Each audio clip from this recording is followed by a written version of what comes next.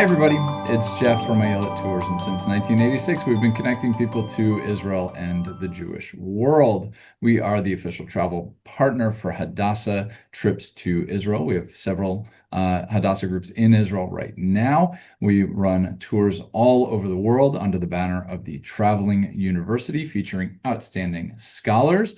We run tours for Jewish singles and Jewish adults under the banner of Best Day Adventures. And of course, we have been creating virtual programs for many years. And I want to welcome you personally to this, the first in our four-part series, Fact, Fiction, and Fallout, Turning Points in Jewish Memory, with historian Ralph Nurnberger. Ralph, I'm so pleased to see you, and truly, and have all these people here with us, and looking forward to this evening's presentation on the Golem.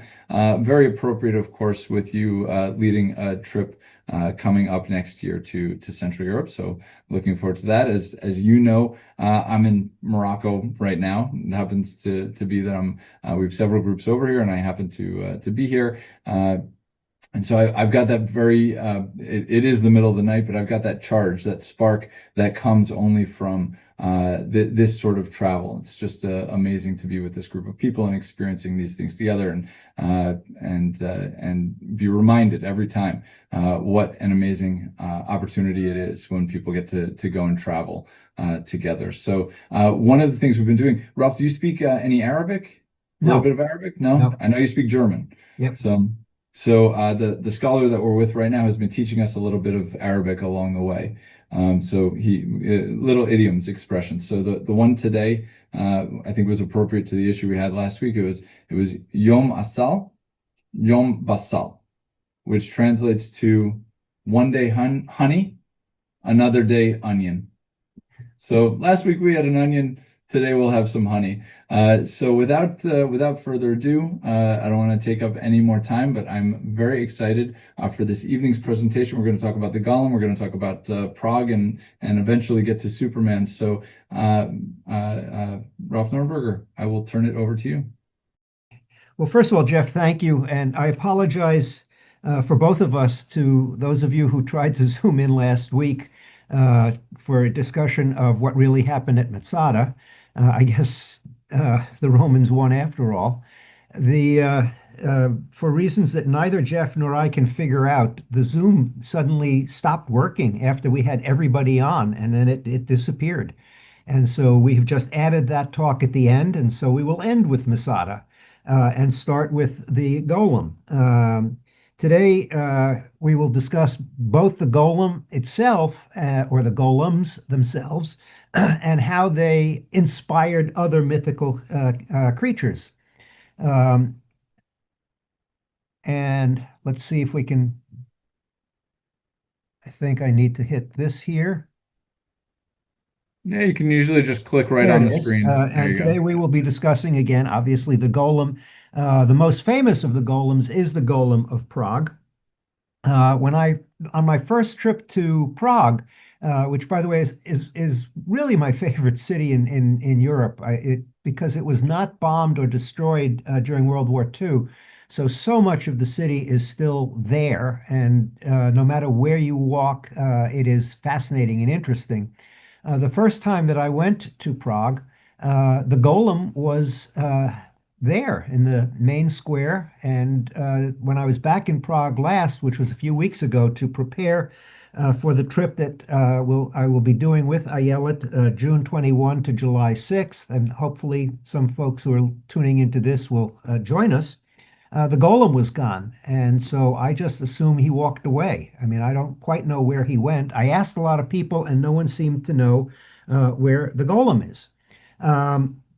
So our first question is, what is a golem? In Jewish folklore, a golem is a inanimate being that magically comes to life, being created from inanimate matter, stone or clay. The golem, there have been mentions of golem in the Bible, in the Psalms. It is a major aspect of Prague. As you go through Prague, there is a golem in the streets. And I took this picture on this most recent trip. That golem happens to be right outside a restaurant called U Golema, with a golem inside. So if anyone wants to go and have lunch with a golem, it's possible. And I assume that when we go on the Ayala trip in June and July, we will certainly spend time in the Jewish Quarter, and this restaurant is there. And it's worth, I have not eaten there, but it's worth going to the Jewish Quarter. Before discussing the Golem, it's important to look at the history of Jews and Judaism in the Middle Ages, because this sets the stage for the Golem and a great deal of Jewish history. One of the most important things during the Middle Ages, unfortunately, was a time when Jews were persecuted with one of the main aspects of the persecution was something called blood libel. Blood libel is persistent throughout the Middle Ages, but it has taken place even in New York in the last century. It is the belief that somehow Jews murder non-Jews, obviously mainly Christians and mainly children, and use their blood for religious rituals, especially for the making of matzah prior to Passover.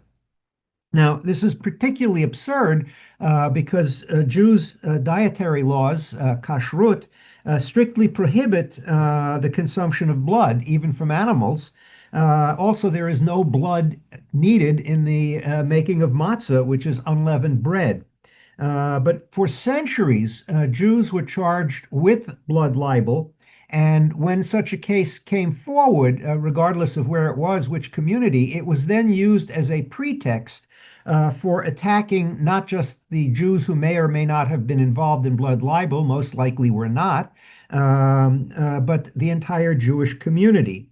One of the more significant cases, and one that serves as a good example of this, took place on Easter Sunday in 1475 in Trento, or Trent, Italy.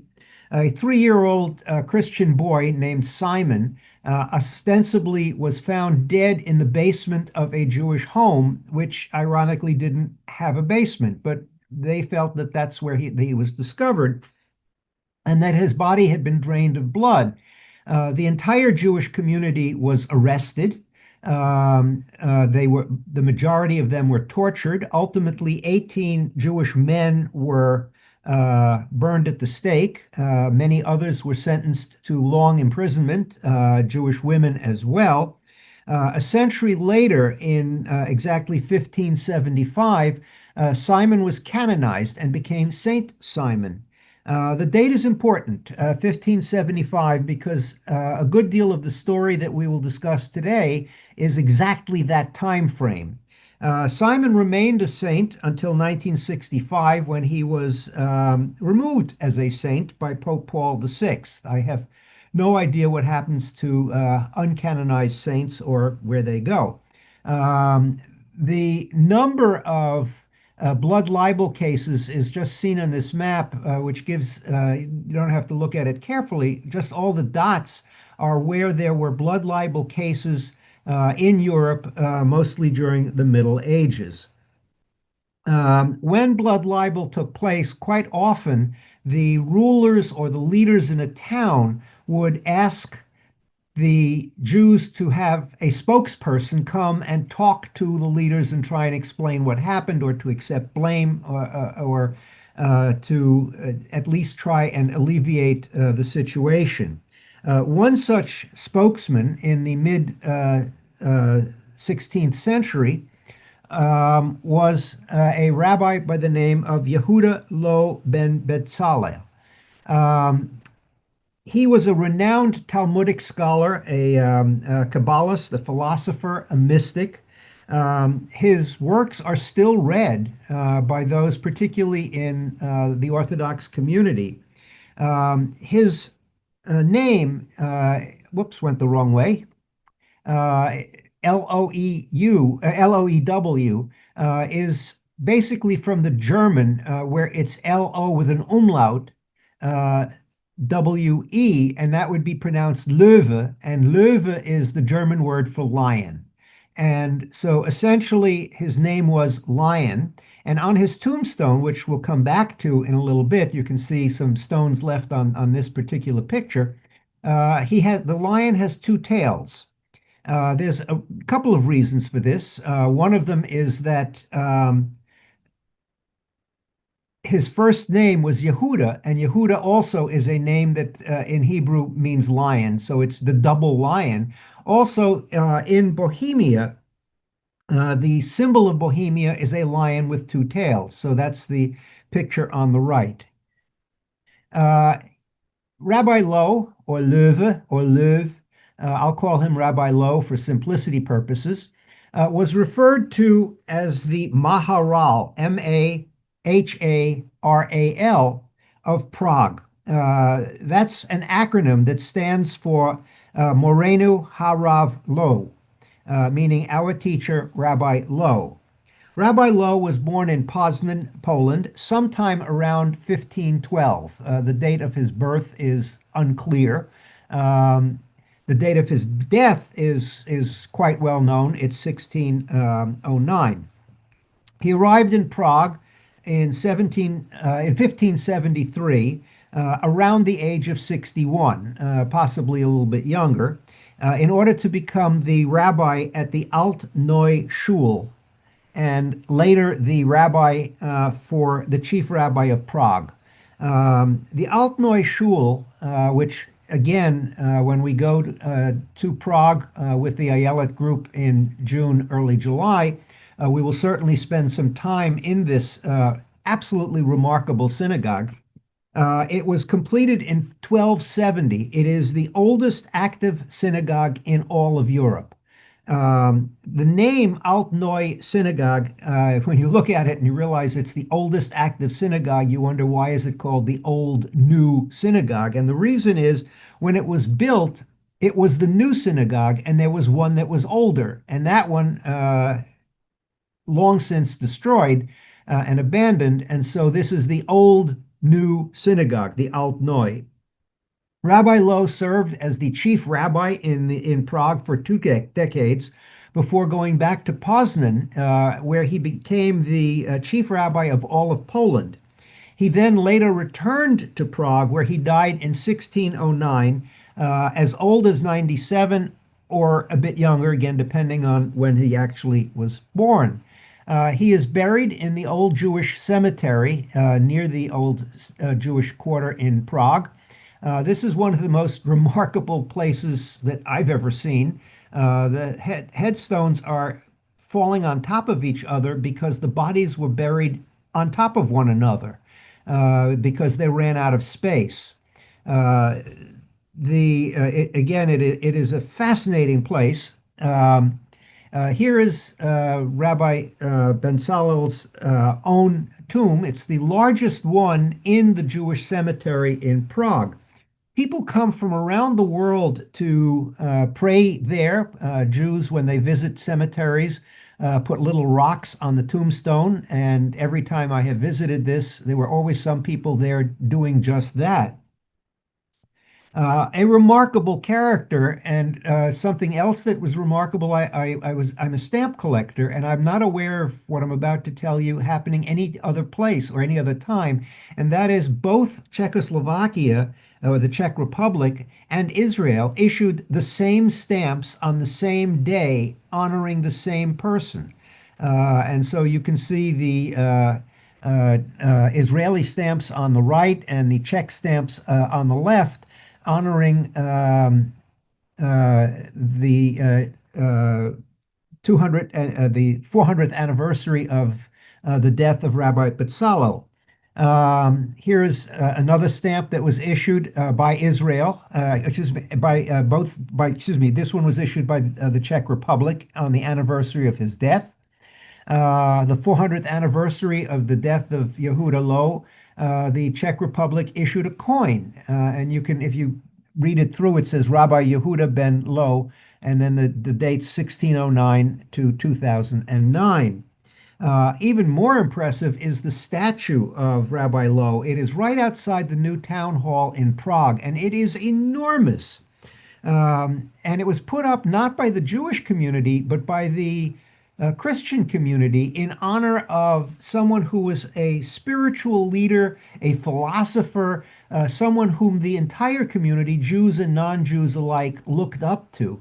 It's a remarkable statue, and again, it is something that we will see when we go to Prague in June and July.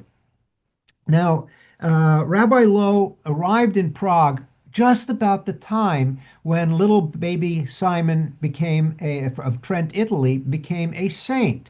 So obviously, blood libel, persecution of Jews is in the air. It's fermenting throughout all of Europe, and certainly it is happening in Bohemia, the Czechoslovakia area.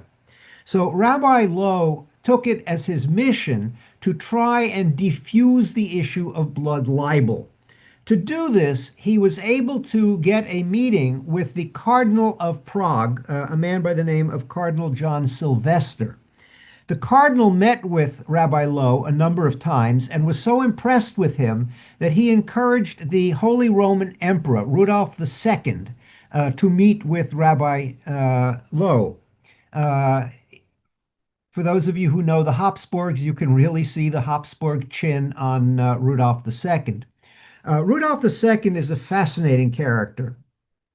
He was the Holy Roman Emperor. He was the King of Hungary and Croatia. He was the King of Bohemia and the Archduke of Austria. And every time I think of that, I wonder, what did this guy do in his spare time? To put it in terms that we can understand better for those who follow English history more than Czech history, he is a virtual contemporary of Queen Elizabeth I of England.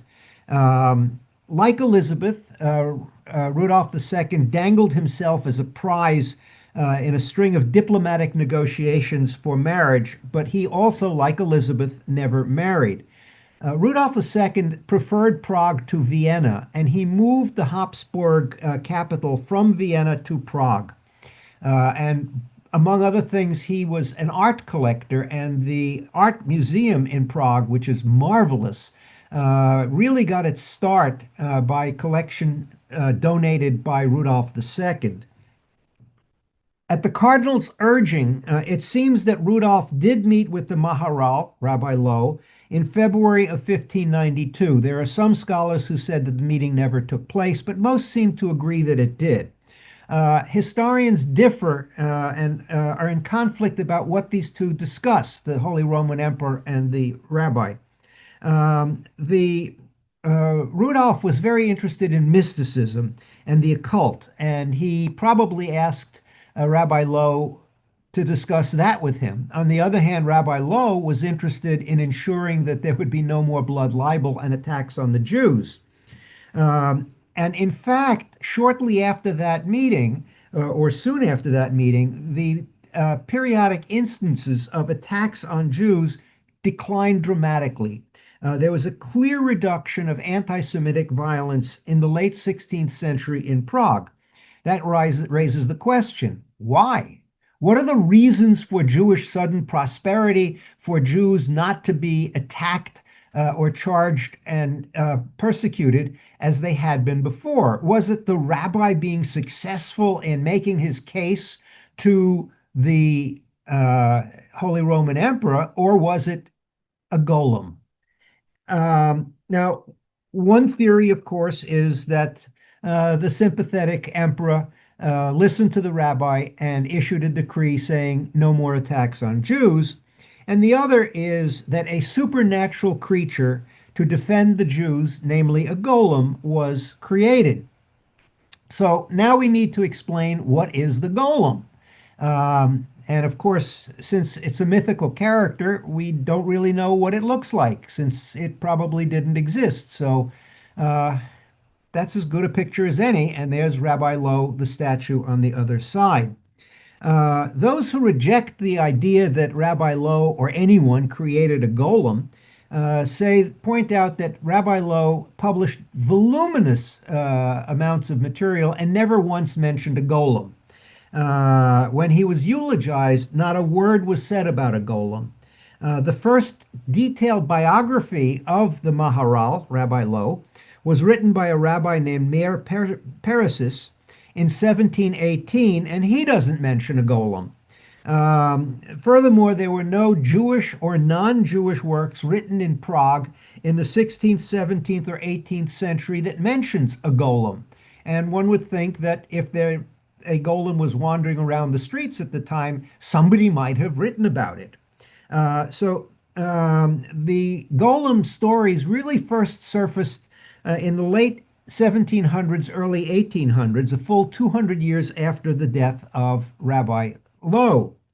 But Rabbi Lowe is credited with having created the golem. And you can get golem t-shirts. I'm trying to stand up, and there is my golem t-shirt in Prague in the Jewish Quarter when you're in Prague.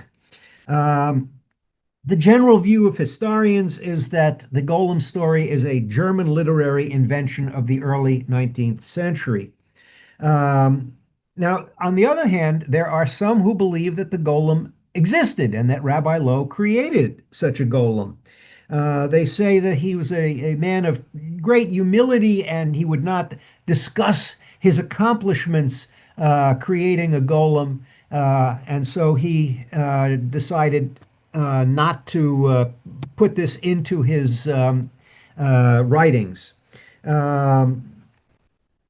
Really, what we know a good deal about the most comprehensive collection of stories of the golem is in the writings of a Rabbi Rosenberg.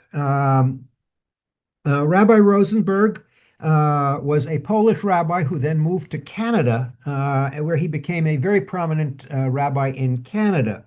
He claimed to have found a manuscript in a library in France, in the city of Metz, written by Rabbi Lowe's son-in-law in first person, describing how the golem was created and what the golem did. This was published in 1909, exactly the 300th anniversary of Rabbi Lowe's passing. It was republished and redone in 2007 in a book called The Golem and the Wondrous Deeds of the Maharal of Prague. The verdict of most historians is that it is a literary hoax, that far from finding these documents, Rabbi Rosenberg wrote them and then claimed that he had found them. Still, it gives us the best overall view of the history and the story of the golem. The story starts with Rabbi Lowe collecting mud from the river outside of or inside of Prague, called the Vltava River in Czech, or the Moldau River in both German and in English. He created this golem to fight the anti-Semites, and then he decommissioned the golem when its mission was successful. So the first question is, how do you create and make a golem? Now, I assume that what he did is he found a 16th century version of a modern book, How to Make a Golem and Terrify People. But if he didn't find that book, what he did is he went to the Vltava or Moldau River and brought some clay back with him and then began to shape this with the help of his son-in-law. Once the shape reached what they wanted it to look like, the son-in-law circled the golem 7 times and recited certain prayers. When he finished that, Rabbi Lowe circled the golem 7 times and he recited a certain number of prayers. Here's the rabbi making the golem. Once the golem was formed, they carved into his forehead the Hebrew word for truth, emeth, in English letters E-M-E-T-H. Now that means truth. If you remove the first letter, you are left with M-E-T-H, which is the Hebrew word meaning death.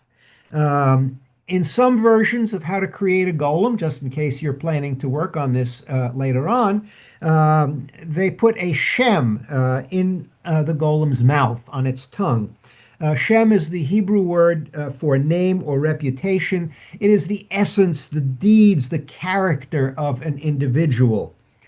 So putting this on its tongue, putting the emeth on its forehead, circling it, reciting the prayers, and suddenly the golem was created. Here is again the Hebrew word emeth, and if you remove it, you have meth, and which means death.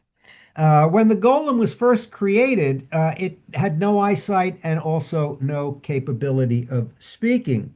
But when the overall process was finished, suddenly its eyes popped open, and the golem, in some stories, could speak. Most of them have the golem still being mute.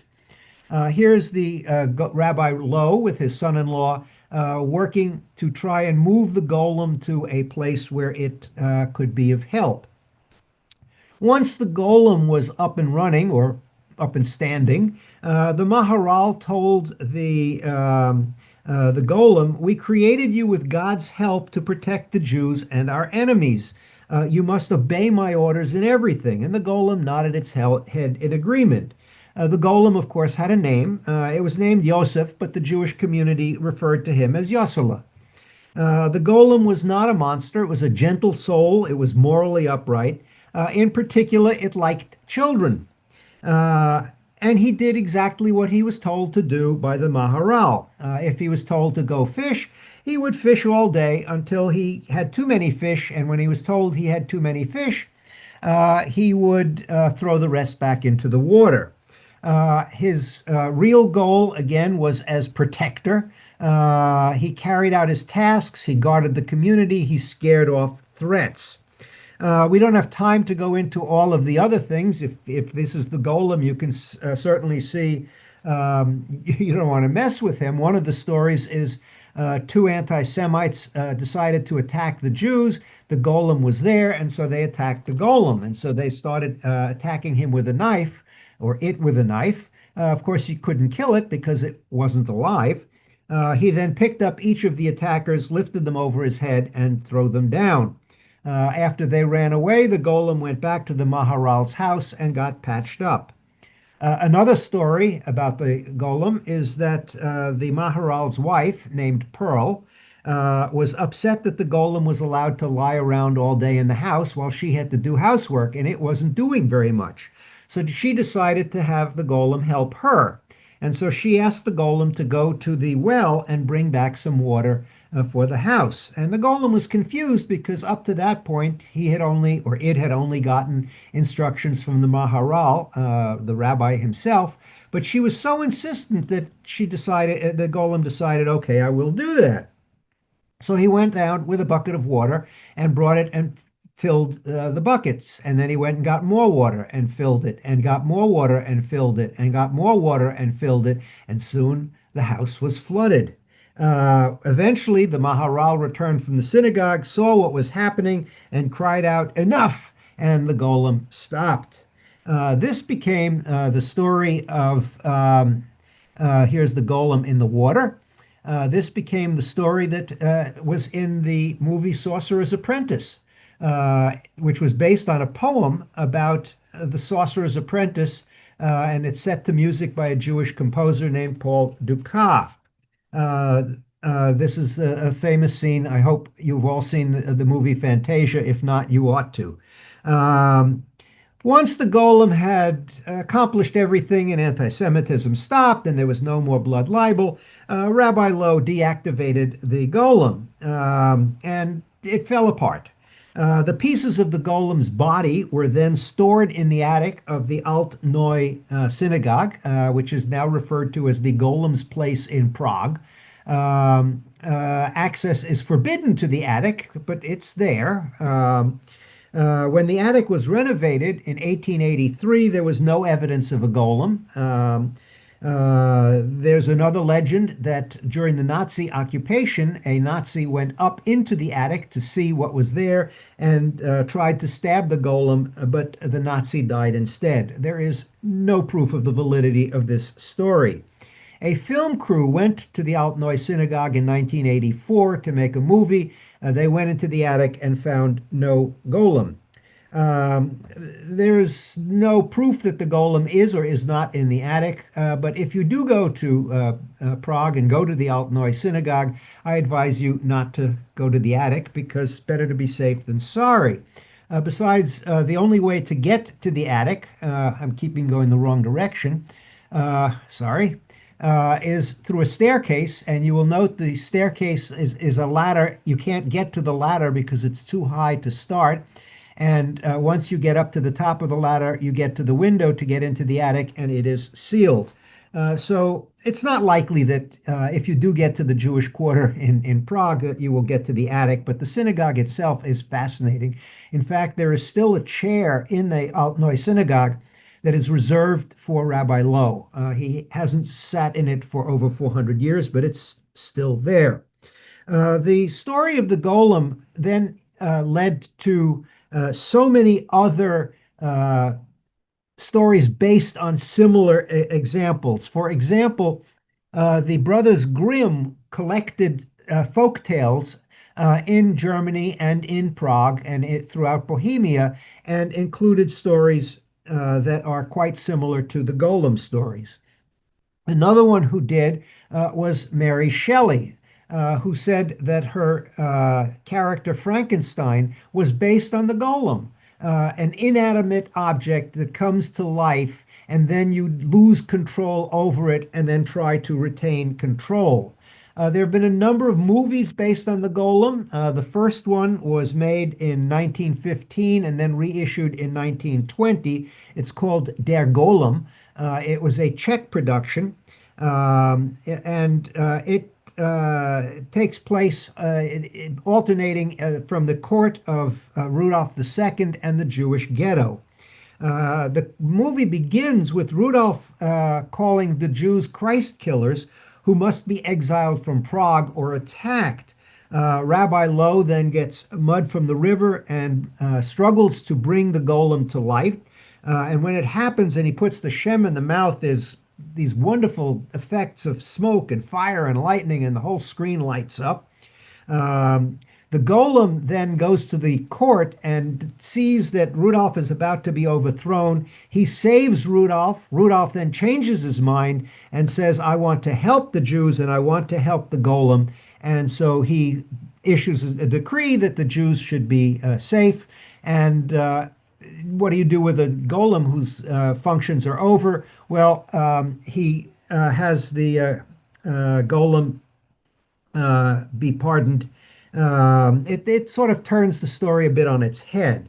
The next major movie was created was called The Emperor and the Golem, 1951, and they're the ones who created this image of the golem.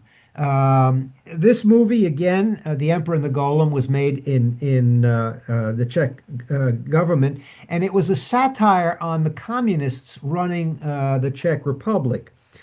It's a story of a tyrannical ruler and the common people using the golem as a means to tell the story. And this film, an aging, eccentric Emperor Rudolph II is obsessed with finding the golem because he thinks that the golem is going to be able to restore his youth.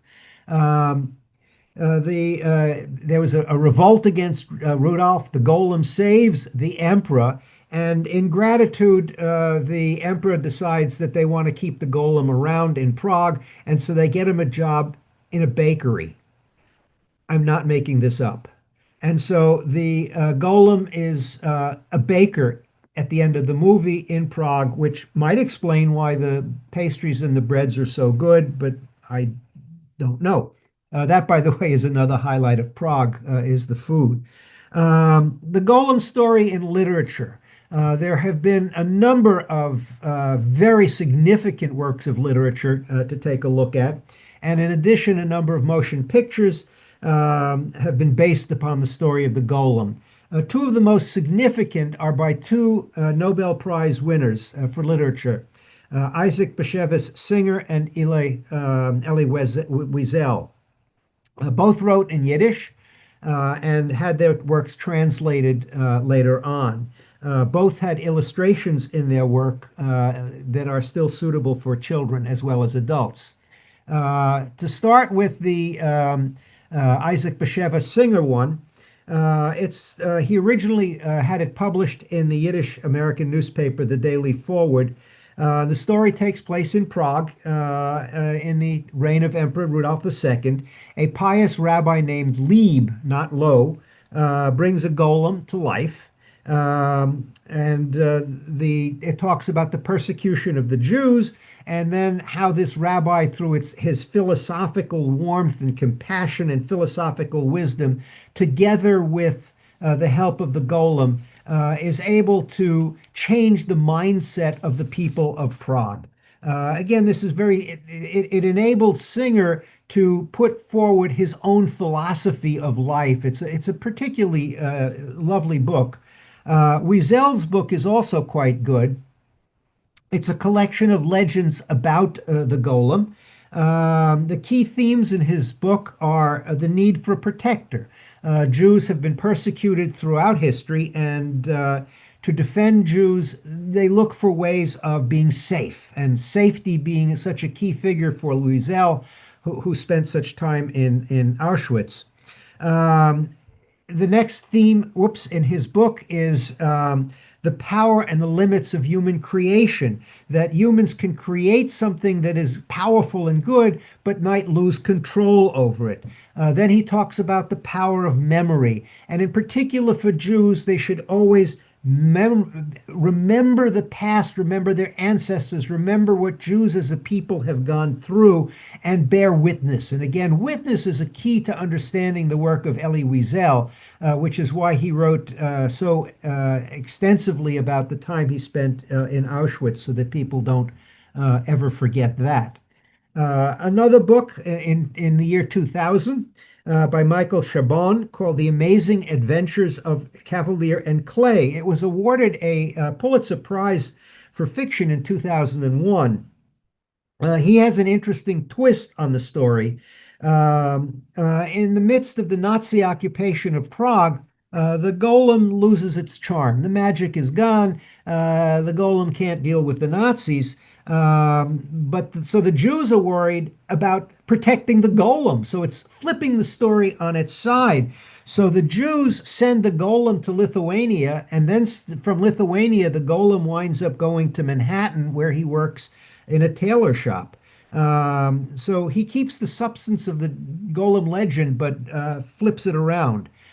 Two of my favorite books on this story is James Stern's wonderful book, The Golem's Mighty Swing.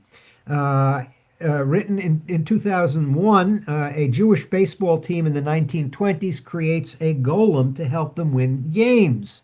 I guess this is a golem hitting baseballs.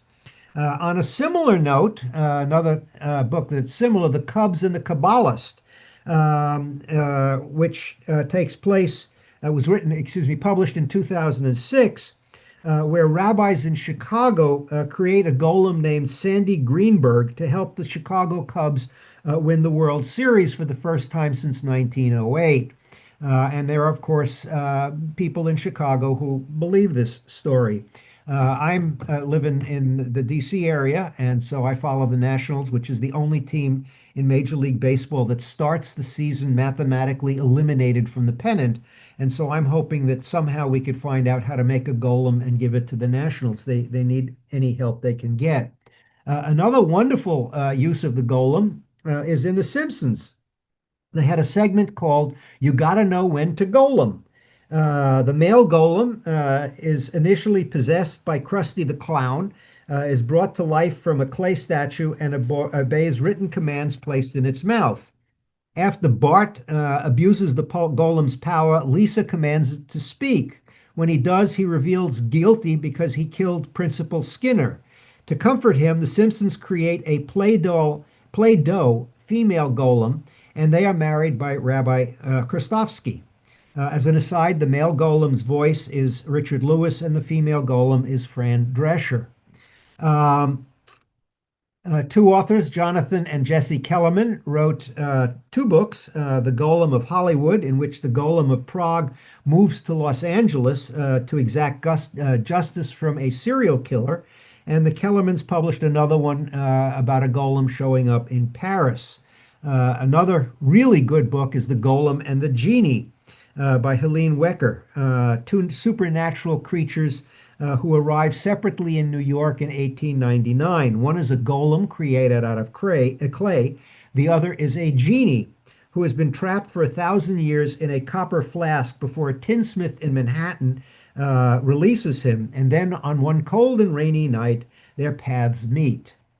The most recent and now most popular golem story is Dan Brown's Secret of Secrets. The book, the majority of the book takes place in Prague. In fact, the book reads like a Rick Steves guide to Prague on steroids. I get the impression that Dan Brown spent some time in Prague, went to all the tourist sites, wrote down what the tour guides told him, put it into the book, and had his various characters escape or get killed or watch people do strange things from there. Some of them are not quite accurate. The main character, the professor, and his girlfriend stay at the Four Seasons Hotel. I have a feeling that this book is really going to help tourism in Prague and really help the Four Seasons Hotel. But he has his character jump out of the Four Seasons Hotel into the river. And I went to the Four Seasons Hotel a couple of weeks ago, and you can't do that. There's a highway in between first. But anyway, Brown's Golem talks about the 16th century golem and refers to that golem as his ancestor. Golem for Dan Brown says, "I am not a monster, I am a protector." Yes, he is a gentle protector, but he's also a vicious antagonist. Unlike the 16th century golem, Brown's golem is computer literate, which I assume in current times you can do that. In addition to movies and comic books, it has led to so many things. I mentioned Mickey Mouse and the Sorcerer's Apprentice. Certainly, Mary Shelley was influenced. This led to the movie Frankenstein. This one starring Boris Karloff, still the best Frankenstein version I have seen. Then, of course, there is the scariest movie of all time, Young Frankenstein. Well, it's not the really scariest movie of all time. That's The Exorcist, particularly a scene that takes place on the tennis courts at Georgetown. Those of you who know me know what I'm talking about. And then, of course, there's another example, Superman. Historian Will Eisner wrote, the Golem was very much the precursor of the modern superhero. Every society has a need for mythological characters, someone who could protect us. To put this into context, Adolf Hitler was appointed Chancellor of Germany on January 30th, 1933. There was massive anti-Semitism in the United States at the time. Fritz Kuhn was the leader of the German American Bund. He led rabid anti-Semitic rallies and marches through many cities, including Cleveland, which again will be important in a minute. There were major pro-Nazi anti-Semitic rallies, this one taking place here at Madison Square Garden. I mean, it is astounding the level of anti-Semitism in the United States in the 1930s. So it's not surprising that angst-ridden adolescent Jews feeling helpless, learning for a savior, would come up with the idea of Superman. One of those Jews was a student at Cleveland's Glenville High School named Jerry Siegel. Jerry Siegel at the time was 16 years old. He was shy, not a particularly popular person.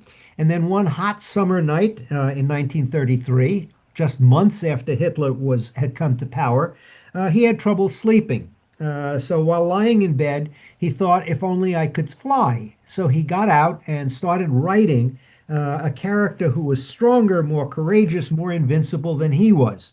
When he woke up the next morning, he was excited and ran to the house about a dozen blocks away of his closest friend. And this is the house where he lived on Kimberly Avenue in Glenville, Ohio. It is still there. And his closest friend, also 16 years old, was Joe Schuster. Schuster liked to draw. And so within the next few days, Siegel and Schuster came up with Superman. They were both born Jewish. Neither household was particularly observant. They had collaborated on a series of articles in their school newspaper, but they really, all of a sudden, these two guys, these two 16-year-olds from rather humble beginnings, carved out a character who embodied their adolescent frustrations, a character who served as the mouthpiece for the oppressed and became an American icon. Siegel later wrote, "What led me to creating Superman?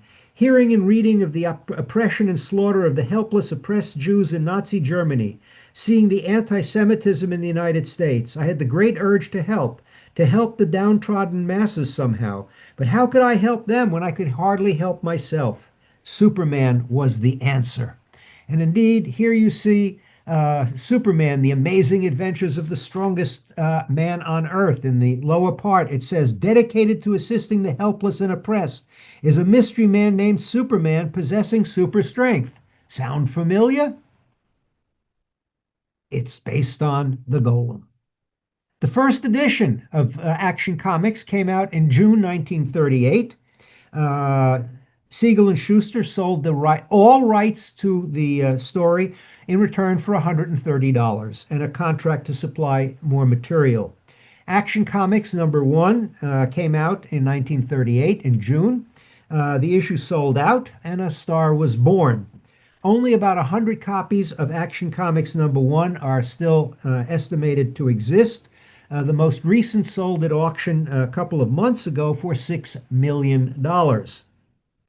Um, Obviously, Superman did what he became a major factor in the lives of Siegel and Schuster.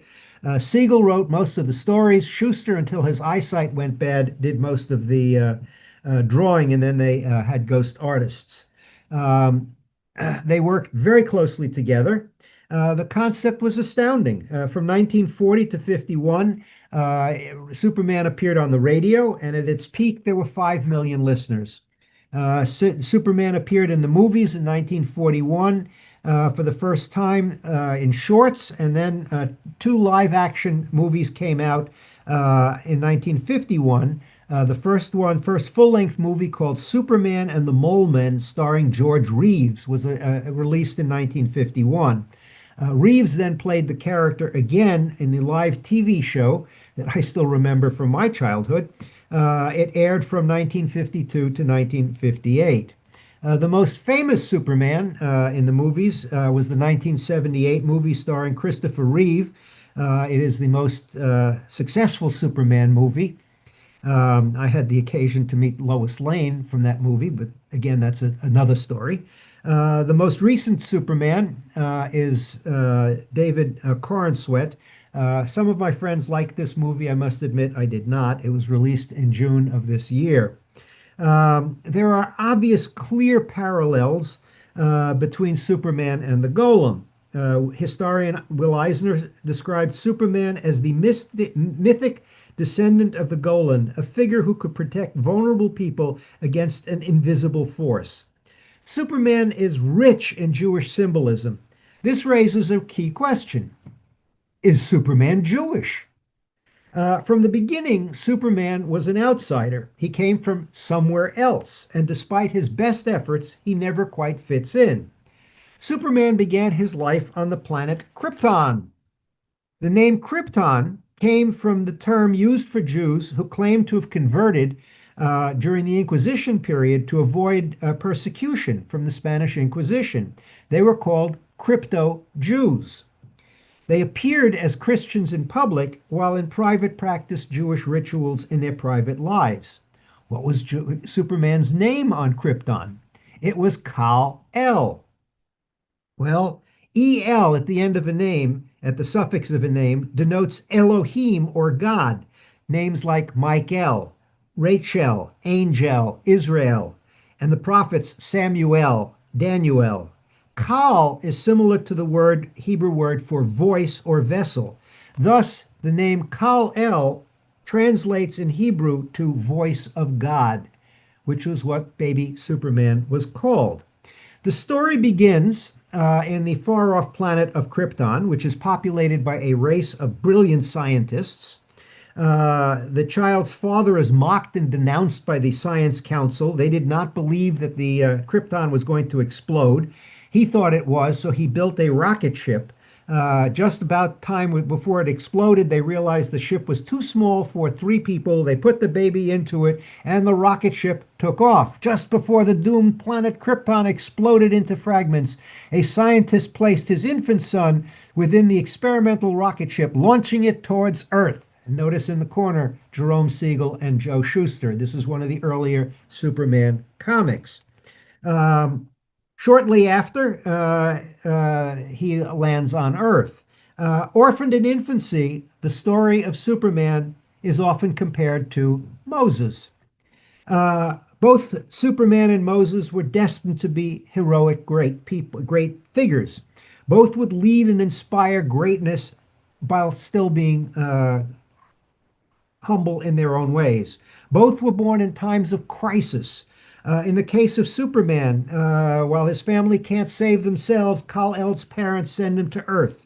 In the case of Moses, Pharaoh's decree to kill all of the Jewish newborn sons, his life is in danger. Both rely on the faith and kindness of strangers. Both infants find safe homes with strangers who raise them as their own. After finding the baby in a Kansas cornfield, Jonathan and Martha adopt him and give him the name Clark Kent. There's good news for Jonathan and Martha Kent at the small orphan asylum. Your adoption papers have been approved, folks. Your boy is now your son. Jonathan, we'll call him Clark. He'll be Clark Kent. In the case of Moses, Moses was found by Bacha and raised in the royal household. Both babies were raised by non-Jews in foreign cultures. This also is a time of the Kindertransport, when children were able to escape from the Nazis and go elsewhere, to England, many of them, the story of Nicholas Winton, for example, or to the United States. And so certainly Schuster and Siegel were aware of that. In fact, both of them were children of immigrants. Thus, it's not surprising that they crafted an immigrant figure whose desire was to fit into American culture and to be as American as possible. Just as Moses grew up as an Egyptian, Clark Kent was Superman trying to assimilate. Both had a double life. Superman was both Superman and Clark Kent. So Siegel and Schuster fully aware of this, of course. Difficult to assimilate. And even Jews who were able to get away, what is the weakness of Superman? It's kryptonite, little pieces of krypton that make Superman weak. What is the weakness of assimilated Jews coming to a new country? Not knowing the language, thinking in terms of their other language. My parents, for example, spoke only German at home. Were able to get away and yet kept part of their old world heritage with them. Both of the Siegel and Schuster were fully aware of the Golem stories. Both were Superman and the Golem were created to give their people strength and hope and fight for justice at a time of danger for the Jewish community. It's also why Superman's main nemesis is not an alien or another superhero, but a megalomaniac, xenophobic, narcissistic billionaire named Lex Luthor. And on many occasions, Luthor is depicted as supporting Nazi ideals. So Superman, you could argue, was incredibly strong protector of the helpless, like the Golem was in Prague. Superman takes on Hitler and the Nazis. I'd like to land a strictly non-Aryan sock on your jaw, he tells Hitler. And here he is smashing the Nazis. You can see Jewish themes running throughout all of this. Um, so when Superman became a big deal, uh, Goebbels attacked Superman and said, "This is nonsense. It's created by Jews who are trying to create a Superman when we know the only Superman are German Aryans." Now you know the secret history. There's even books. Is Superman Jewish? Harry Broad's book, How Comics Superheroes Came to Serve Truth, Justice, and the Jewish American Way. Um, for those of you who are interested, of course, now you know the secret story behind Jerry Siegel and Joe Shuster when you pull their shirt back. And for those who come to Prague with us in June, golems can still be purchased in Prague. In fact, I have one, and it works. Ever since I brought this golem home, no one has attacked me or tried to steal the golem in my house. Uh, with that, I'll throw this back to Jeff and see if you have any questions. And again, I hope some of you do consider joining us. We're going to Prague, Krakow, Venice, and Warsaw, as far as I remember. Jeff? That sounds about right. Yeah. Ralph Nurnberger, thank you for that presentation. I'm gonna hide your screen here. There we go. Okay. There we are. Wonderful. That we laughed, we cried, we certainly learned a lot, and I thank you for taking us through. Even before you mentioned Mary Shelley's Frankenstein, I was thinking, this sounds a lot like Frankenstein. So thank you, everybody out there. Of course, if you have questions, please feel free to post them in the Q&A. We'll answer any questions that you happen to have.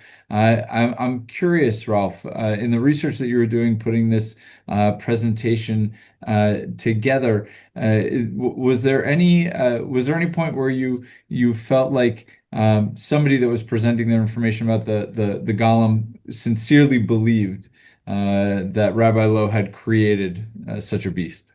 No, the only one was Rabbi Rosenzweig, who published a book on it. I think he came to believe it himself.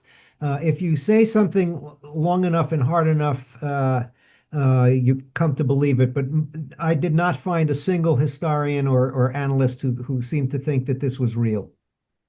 That's probably I think we're pretty safe saying that it's just a legend, but certainly I've On been the to other Prague hand, many I've got times. one. You do, absolutely. They I've come in been to Prague different many. sizes. You This is a many medium size. They come in bigger if you need them. bigger and t-shirt versions as Yes. well, Well, which that I is have too. you do. I know. Yep. Thank you I for dress for sharing the those things. occasion. Yeah.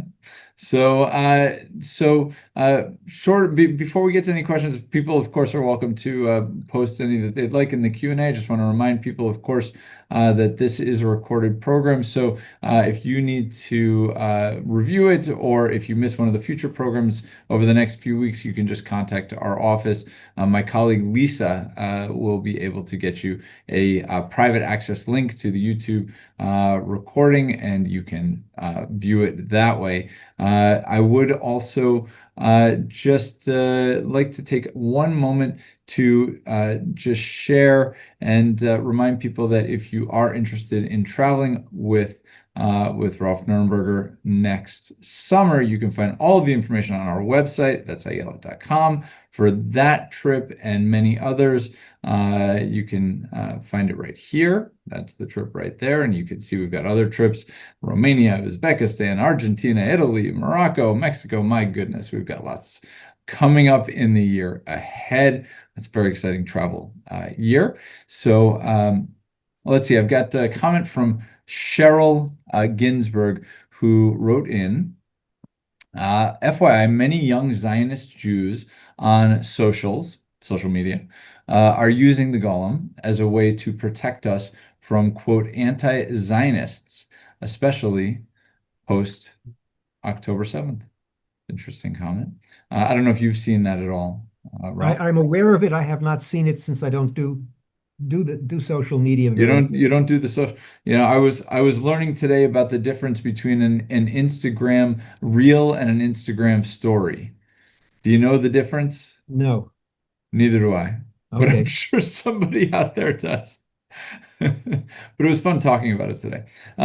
Let's see. I believe next week when we get together, just to give folks another moment if they would like, we're going to be taking a vastly different topic on, still in the realm of anti-Semitism, but in this case, next week we're going to be talking about the protocols of the elders of Zion, which boy, it's a heavy topic, but we'll get through it. Oh, there's a couple more questions that have come in. So Myra Durkach writes in, is there any reason to think that Siegel and Schuster knew the Golem story? Absolutely. They talked about it and they wrote about it, and again, a number of historians who look back on comics uh, have referred to that. I gave this a similar talk at the Smithsonian a couple of years ago, and half the audience was into Jewish mysticism, and half of them was into comic books. Apparently, there is a course at the University of Maryland on comic books, and there is a professor at the University of Maryland, a lovely lady, who insisted that her entire class come to my talk. And so half the questions I got were about Golem and mysticism and anti-Semitism and Jews in the Middle Ages. I remember we got into a long discussion of what happened in York, which is the one of the worst examples of persecution of Jews in English history. Yeah. And the other half were about comic books. And the question was one of the questions was other major comic book writers, the people who created Spider-Man and Batman, were also Jewish. Is Batman Jewish? And the answer is absolutely not. He doesn't. He is as white bread as you can come. Even though his creator was Jewish, Superman fits in so many different ways, and so it's not just the fact that his creators were Jewish; it's who he was and his background. So we actually have a related question that came in, which is, are there any other examples other than Superman, such as Western heroes that may be influenced by the Golem story from Ronald Weiss? Um, there are certainly examples of people taking the golem. I mean, Frankenstein and Fantasia and so many others creating mythical characters. And now lately, there's been a lot more on TV of strange characters being created, and whether they actually are aware that they're following in the footsteps of the golem, I don't know. Very interesting. An anonymous question just came in.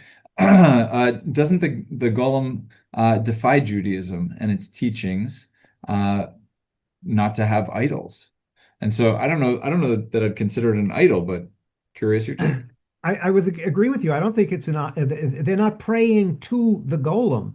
They are seeking assistance from the golem, which is quite different. All right, yeah. Yeah, a couple more in here. Sharon Lofspring would like to know, is the Golem or the story of the Golem prevalent in any other European cities or only from Prague? As far as I know, it is a real Prague story. I have not run across it anywhere else in my travels in Europe, and I've traveled quite extensively. So I haven't seen it. There were other golem stories during the Middle Ages, but the one that became prevalent was Prague. And Prague bought into this golem story. I mean, to put a golem in the sidewalk, to have a golem restaurant, to have golem souvenirs, not just in the Jewish part of Prague, but throughout Prague, you can buy T-shirts, Oh, it kind of golems. reminds me of the Loch Ness monster, and when you sort of have a thing that you can kind of lean into for marketing a particular place, it's not a bad thing, and so No, they've it leaned into the works. Golem. Yeah. Yeah, yeah. So I did have a request in here to provide reference links to the books and films that were mentioned. So perhaps we could put a list together to send out to participants if you'd be Okay, up for I'll that. send you a list. Okay, we can get it sent out. All right. So, with that, Ralph Nurnberger, I will thank you for this evening's presentation. We'll be together again next week, same time, same place. It'll be a little earlier for me, which will be nice. And oh, one more question from Judy Winnick before we wrap up. Did Kafka ever write about the Golem? Not that I'm aware. Kafka's a fascinating character, Yeah. and I have particular interest in him. He lived in Prague, right in the center of town, and his house is still available. There's a wonderful Kafka statue right in the Jewish Quarter, which I saw for the first time a few weeks ago. I had not seen it before. Kafka was not well thought of in Bohemia in Prague at all, largely because he didn't speak their language. He wrote in German. And he was only discovered about 40 years ago, and then they realized the brilliance of Kafka. I'm not aware that he ever wrote anything about uh, The Golem. a golem. He wrote about bedbugs, among other things. Metamorphosis, yeah. Yes. Uh, all right. So we'll Again, leave it at that. Yeah. should anyone go join us in Prague, we will certainly visit Kafka places as well. It will be a Kafkaesque Yes, it experience. will. Yes. All right, wonderful. Well, good night to one and all. We will see you next week. Until then, good health and shalom.